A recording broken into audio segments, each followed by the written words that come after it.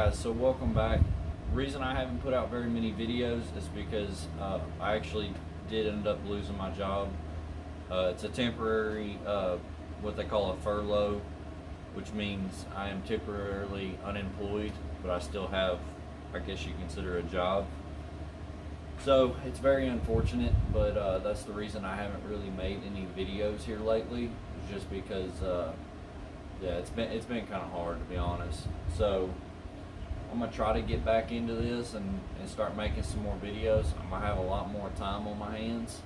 But this video that I'm getting ready to put out is actually from when I did the Hawks 3rd Gen harness bar, and I've just been holding on to the film. I haven't really released it yet, so I'm gonna go ahead and get it edited, and you'll see this at the beginning of that video.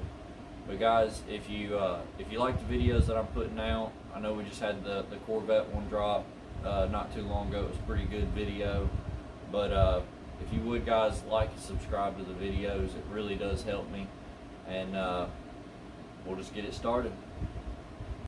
Alright guys, so it's a little tight in here, but in order to put this harness bar in there, you actually have to take the back seats out, which is a shot. It's a shame, dude.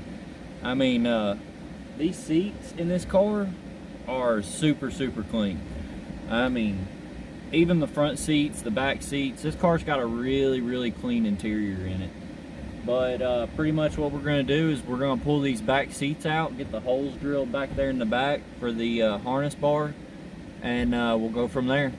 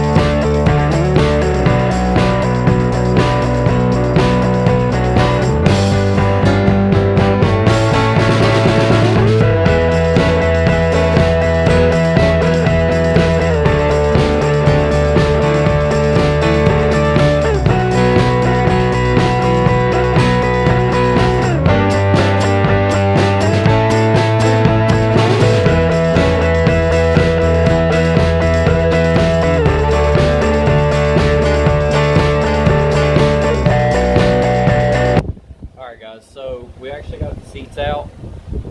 Fucking wind.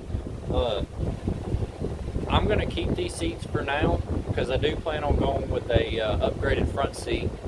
And I know with this harness bar, there's no way to run these seats, but these seats go to this car, so I mean I'm gonna keep them just in case someone later on down the road doesn't want the harness bar in the car. Which I don't know why you wouldn't want the harness bar in this car, especially with as much power as this car is going to have. And what I plan on doing with it is actually tracking it. So, I mean, I want the harness bars in there just because I want the safety. So, we're going to put these seats upstairs, keep them in a climate area, and just pretty much go from there. But I'm getting ready to clean out the back of where the seats were. There's a little bit of dirt back there from just stuff that had been dropped. I didn't find no change, unfortunately. I was hoping maybe find like $100 bill or something. That'd be pretty cool. But yeah, I'm gonna do a time lapse of me cleaning the back seat, and stick around and we'll start trying to fit the harness bar in.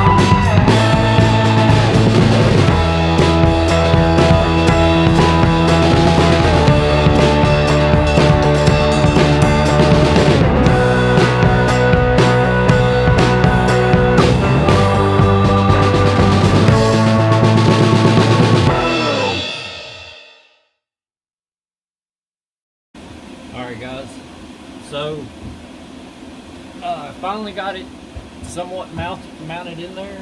These third gens don't have very much room in the back seat, but the whole reason that I wanted to do this before I put the gas tank in was because of these brackets back here. The gas tank literally sits right below this, so it's good to go ahead and do it because now I can bolt it in. My brother did one of these on his 4th gen Trans Am, and on one of the holes he actually ended up drilling into the gas tank.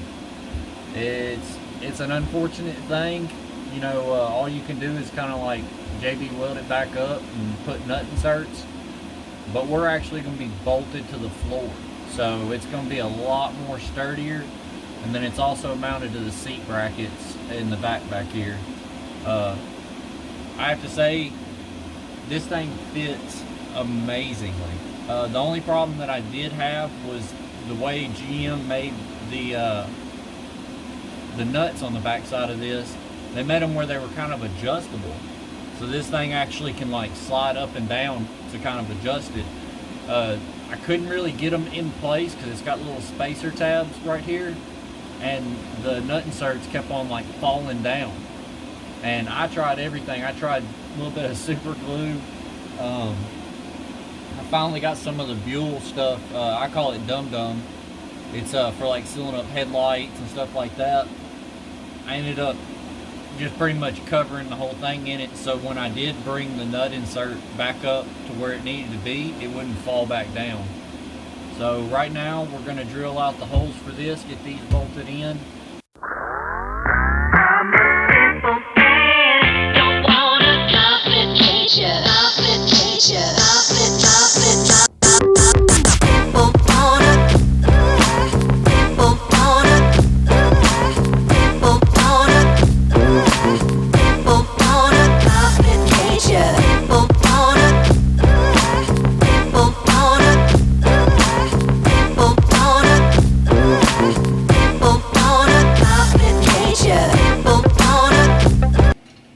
Alright guys, final results. The harness bar is in. As you can see, we had a little bit of trouble. I kind of stopped filming there for a minute just to kind of figure out what was going on. What we figured out was the carpet. It's because the carpet's so thick on this, the hardware they sent me would not go through the carpet and into the floor. So what I ended up doing was actually cutting some of the carpet around the bracket, so the bracket's actually sitting down on the metal instead of sitting in between the carpet and the metal. I think that's how you're supposed to actually do it, but I guess I didn't think about that when I was originally doing this. But yeah, it turned out really good. I can't wait to get the seats and harnesses in this thing and you know, be able to sit in it and see what it's really like. But looks like I did a back seat delete because I'm not going to be putting the back seat back in it. And I got to put these panels back up here if they'll fit. I know they get pretty close to those bars up there. But yeah, that's pretty much it for now. I guess I'm going to go ahead and start trying to put the gas tank back in it. I need to get that back in there, and I got a bunch of other stuff to tighten up. Update on the engine. Waiting on a spacer plate for the carburetor or the EFI system, but we did get the radiator in, and I actually did end up deleting the heater control valve that usually sits on these cars. I know I'll probably have an issue with it either blowing too much heat or not getting enough heat, because I did end up going with a pretty big radiator in this thing. So if it cools too well, we might have to up the thermostat on it. But right now we're probably just going to run a 160 thermostat in it. So update on this one, waiting on some parts, waiting on a drive shaft to put underneath the car, and what else are we waiting on? I think that's it. We got the drive shaft. I got to put the gas tank back in it, spacer plate, and run the wiring for it, and then should be done. Should be getting really close to starting this thing up. A couple more weeks, and we'll probably get real close to starting this thing up. Dad's back there working on a. He's the local bicycle mechanic for the Hicks family. Not my bicycle, but my mom's. So, guys, I hope you guys enjoyed this video. If you would, hit the like and subscribe button, and if you want more, just hit the notification bell. That lets you know when we update our videos and when we do our videos. I appreciate it, guys. God bless you. Have a good weekend, and we'll catch you around.